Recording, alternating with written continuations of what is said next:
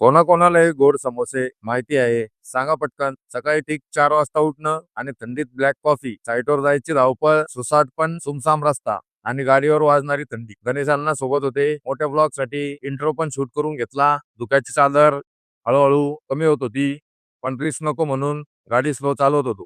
साईटवर पोहोचतात कामाला सुरुवात झाली. दाळ दूर संकटच. ड्रोन पाहायला पोरं जमा व्हायला लागली. सेटअप जसा तसा आवरला आणि नेक्स्ट लोकेशन कडे निघालो. हेच आहे लाल गोड समोसे. मी पहिल्यांदा पाहिले, एक लहानशी बाईट घेतली आणि कॉम्बिनेशन अक्षरशः भारीच लागलं. या लोकेशनला पोहोचल्यावर आणलेला पार्सल नाश्ता पहिले खाऊन घेतला आणि नाश्ता करताना कळालं की काका काबर म्हणत होते का फार्मला जाऊन खाऊ. कसं आहे, मस्त आहे ना. असंच असतं साईटवर, कधी ऊन तर कधी पाऊस. पुण्यात पोहोचतात जिरे साहेबांना भेटून घेतलं, थोड्या गप्पा मारल्या, जिमला जाऊन आज मस्त पैकी शोल्डरचा वर्कआउट केला. जेवण झाल्यावर वॉकला निघालो. ब्लॉग आवडला असेल तर लाईक करा, जमलंच तर फॉलो पण करून घ्या. भेटू आपण पुढच्या ब्लॉग मध्ये. तोपर्यंत जय हिंद, जय महाराष्ट्र.